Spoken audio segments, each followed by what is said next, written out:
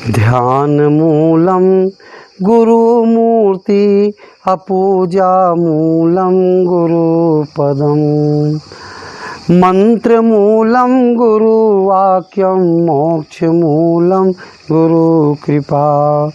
बोलिए सद्गुरुदेव भगवान की जय। बोलिए सच्चे दरबार की जय। परमेश्वर ने मनुष्य मात्र को अपनी प्राप्ति के लिए योगाभ्यास का उपदेश किया है कि परमात्मा चाहे जितना कर्म कर लीजिए, बिना योग का अभ्यास किए परमात्मा मिलेगा नहीं। योग क्या है? योग युज धातु से बना है। योग माने मिलन, साक्षात्कार। योग का अभ्यास करने वाले मनुष्य तत्व अर्थात ब्रह्म ज्ञान के लिए प्रथम जब अपने मन को परमेश्वर में युक्त करते हैं, तब परमेश्वर उनकी बुद्धि को अपनी कृपा से अपने में युक्त कर लेता है। फिर वह परमेश्वर के प्रकाश स्वरूप को निश्चय करके यथावत धारण करते हैं। पृथ्वी के बीच में योगी का यही प्रसिद्ध लक्षण है कि योग बिन योगी हुआ तो क्या हुआ। बाहरी क्रियाकलापों से हम योगी नहीं, ये प्रारंभिक अवस्था है। फिर वह परमेश्वर के स्वरूप को पृथ्वी के बीच में योगी का प्रसिद्ध लक्षण है। इसलिए मनुष्य मात्र को राजयोग का अभ्यास श्रद्धा प्रेम नित्य नियम पूर्वक करना चाहिए। सब मनुष्य इस प्रकार की इच्छा करे कि हम लोग मोक्ष सुख के लिए यथा योग सामर्थ्य के बल से परमेश्वर की सृष्टि में उपासना योग करके अपनी आत्मा को शुद्ध करें, जिससे कि अपने शुद्धांतःकरण द्वारा परमेश्वर के प्रकाश से युक्त होकर उस योग का अभ्यास करेगा, जो तो वह अवश्य रिद्धियों सिद्धियों को प्राप्त हो जाएगा। इसी प्रकार वह परमेश्वर देव भी उपासकों को अत्यंत सुख देकर उनकी बुद्धि के साथ अपने आनंद स्वरूप को प्रकाश को प्रकट करता है। वही अंतर्यामी परमात्मा अपनी कृपा से उन आत्माओं में बड़े प्रकाश को प्रकट करता है, जो सब जगत का पिता है। वही उन उपासकों को ज्ञान और आनंदादि से परिपूर्ण कर देता है। परंतु जो मनुष्य सत्य प्रेम भक्ति से परमेश्वर की उपासना करेंगे, उन्हीं उपासकों को परम कृपामय अंतर्यामी परमेश्वर मोक्ष सुख देकर सदा के लिए आनंद युक्त कर देगा। यजुर्वेद अध्याय 11 के मंत्र 4 में भी इस प्रकार का उपदेश किया गया है कि जीव मात्र को परमेश्वर की उपासना अवश्य नित्य करनी चाहिए। अर्थात उपासना के समय में सब मनुष्य अपने मन को उसी में स्थिर करे। बड़े बड़े बुद्धिमान ईश्वर के उपासक जो उपासना योग को ग्रहण करने वाले हैं, वे लोग सबको जानने वाले, सबसे बड़े और सब विद्याओं से युक्त परमेश्वर के बीच में अपने मन को ठीक ठीक युक्त कर देते हैं तथा अपनी बुद्धि वृत्ति अर्थात ज्ञान को भी सदा परमेश्वर ही में स्थित कर देते हैं। जो परमेश्वर सब जगत का धारण पालन और न्याय करता है, जो सब जीवों के ज्ञान तथा प्रजा का साक्षी भी है, वही एक परमेश्वर सर्वत्र व्यापक है। उससे परे कोई उत्तम पदार्थ नहीं है।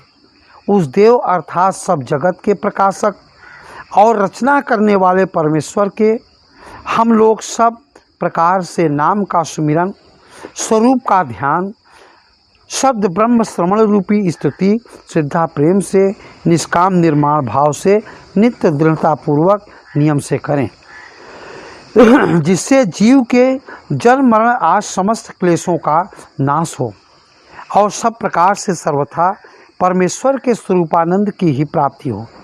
इन जन्म मरणादि असाध्य क्लेशों के निवारणार्थ केवल राजयोग का ही भली प्रकार अनुसरण अर्थात दृढ़तापूर्वक अभ्यास करके योगारूढ़ होना अत्यंत आवश्यक है, क्योंकि इस राजयोग के बिना मानसिक व्यथा तथा जन्म मरणादि महान कष्टों को शांत करने वाला कोई और मार्ग तथा उपाय इस भूमंडल भर में नहीं है। इस राजयोग की सनकादि ऋषियों व्यास, वशिष्ठ, कपिल, याज्ञवल्क्य, पतंजल, अष्टावक्र आदि ऋषि मुनियों ने और श्री कृष्ण भगवान, जनक आदि राजयोगियों ने मुक्त कंठ से अपार प्रशंसा की है। और सकाम कर्म, हठ योग, लघिमा, महिमा, गरिमा आदि अज्ञान कर्म कांडों की विधि देने वाले शास्त्रों की तथा उनके करने कराने वालों की अपार निंदा भी की है। योग रूपी अक्षर शलाका से जिस मनुष्य का नेत्र अर्थात हृदय की दिव्य दृष्टि नहीं खुली है, निष्प्रयोजन जन्म लिए हुए उस मनुष्य पशु का जन्म न लेना ही बहुत अच्छा है। उसका जन्म लेना केवल माता के यौवन का घातक तथा भूमि का भार ही समझना चाहिए।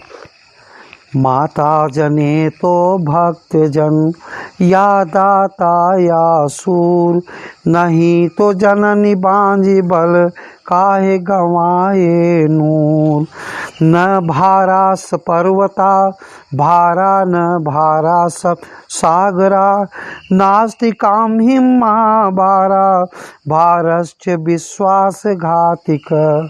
पृथ्वी के ऊपर सुमेर, हिमालय आदि पर्वतों का भार नहीं है, 7 समुद्रों का भी भार नहीं है, किंतु नास्तिक मनुष्य महाभार रूप है। इसी पापी के पापों के भार से भूकंपादि होते हैं। कोरोना तरह तरह की बीमारियां ये पाप के कारण हुआ है। नाम जपत कन्या भली, साकत भलो न पूत, अजा के गल गल थना, जामे दूध न मूत। जिन्होंने श्रेष्ठ मनुष्य के जन्म को पाकर ईश्वरात्मा के स्वरूप को जानने के लिए राजयोग का अभ्यास करके वृत्ति निरोध कर स्थिर और अंतर्मुख करने का प्रयत्न नहीं किया, उनके जीवन की इसी प्रकार हजारों तत्वज्ञानियों ने असीम निंदा की है। गरुड़ पुराण में भगवान विष्णु जी गरुड़ को उपदेश करते हैं, हे गरुड़, सब मनुष्य अपने अपने वर्णाश्रम के धर्म में और आचार विचार छुआछूत आदि में तत्पर हैं, किंतु वे दूसरे धर्म को नहीं जानते। दूसरा धर्म अध्यात्म विद्या, जिससे परमेश्वर स्वरूप को प्रत्यक्ष देख सके। जो ऐसी दिव्य दृष्टि नहीं जानते और राजयोग को नहीं जानते, ऐसे दंभी मनुष्य वृथा ही नाश को प्राप्त होते हैं। कि नाम जपत कुंठी भला, चुई चुई पड़े जिस चाम, कंचन देह किस काम का, जामे नहीं नाम। कि नाम मात्र से संतुष्ट, कर्मकांड में रत और मंत्र का उच्चारण तथा होम आदि करके यज्ञ का विस्तार कर भ्रमाए गए और एक बार भोजन करने वाले, उपवास करके शरीर को सुखाने वाले आदि नियमों का पालन करने वाले मेरी माया से मोहित मूढ़ मनुष्य अपरोक्ष जो परमेश्वर के ज्योतिर्मय आनंद स्वरूप की प्राप्ति रूप मोक्ष है, व्यर्थ ही उसकी इच्छा करने वाले हैं। मोक्षानंद तो इनको स्वप्न में भी प्राप्त नहीं हो सकता। देह को दंड देने मात्र से अविवेकी मनुष्य की कभी भी मुक्ति नहीं होती हो सकती। जैसे बाबी का ताड़न करने से ही बाबी के अंदर रहने वाला बड़ा भारी सर्प नहीं मर सकता, उनके तो सर्व आचरण मिथ्या ही होते हैं। जटाओं का सिर पर भार रखकर मृग चर्म से युक्त वेश धारण करने वाला दंभी मनुष्य ज्ञानी पुरुष के समान लोक में भ्रमण करता है, अर्थात वेद भ्रम में भ्रमता रहता है तथा अन्य मनुष्यों को भी भ्रमाता है। आप गए आनहु घालही के सदृश करता है। संसार में विषय भोगों से उत्पन्न सुख में आसक्त और मैं ब्रह्मज्ञ हूँ, ऐसा कहने वाले कर्म तथा ब्रह्म दोनों से भ्रष्ट पुरुषों को अत्यंत के समान त्याग करें, इसी में जीवन की कुशलता है। कि औरन को वैकुंठ बतावे आप नरक में सरका। घर और वन जिनको एक समान है, अर्थात जिस प्रकार विषय वृत्ति, अज्ञान, काम, क्रोध और लोभ घर में व्यापे हुए थे, अगर घर त्याग कर साधु वेश धारण कर बन जाने पर भी विषय उसी प्रकार बना रहे, रंच मात्र भी ज्ञान और ईश्वर की प्राप्ति न हुई तो उस दंभी के लिए घर त्यागना न त्यागने के ही समान है। संसार में निर्लज्ज और दिगंबर भेष में होकर जैसे गर्दभ आदि विचरते हैं, वैसे ही वे विचरते हैं। ऐसे अज्ञानी कब मुक्त हो सकते हैं? अर्थात किसी काल में भी मुक्त नहीं हो सकते। इसके अगले मंत्र में लिखा है कि अगर मनुष्य मिट्टी भस्म आदि देह में लगाने से मुक्त होता तो नित्य ही मिट्टी और भस्म में रहने वाला कुत्ता, गर्दभ आदि को भी मुक्त होना चाहिए, किंतु वे मुक्त नहीं होते। अथवा घास, पत्र, जल जिनका आहार है, ऐसे जंबू, मूसे, मृग आदि को भी तपस्वी होना चाहिए, किंतु वे ऐसा नहीं हो सकते। इसी प्रकार परमेश्वर को स्वरूप करके न जानने वाले अज्ञानी केवल भेषधारी ही हैं। हे गरुण, जन्म से लेकर मरण पर्यंत गंगा आदि नदियों में स्थिर मेढक, मछली आदि हैं, उन्हें भी योगी होना चाहिए, किंतु नहीं हो सकते। योगी ज्ञानी तो केवल ईश्वर को प्रत्यक्ष करने से होता है। विष्णु भगवान फिर बोले, हे गरुण, पारावत कंकड़ों का आहार करते हैं और पपीहा भूमि में गिरे जल को कभी नहीं पीता है, तो क्या वह व्रती हो जाता है? कदाप नहीं।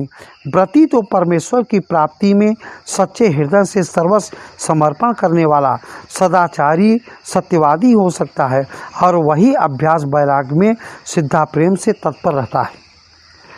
अगर ज्ञान नहीं हुआ तो भेषधारी कहलाएगा। भेष दिखाए जगत को, लोगन को बस कीन, अंतकाल काटी कटो बास नरक में कीन। बोलिए सद्गुरुदेव भगवान की जय।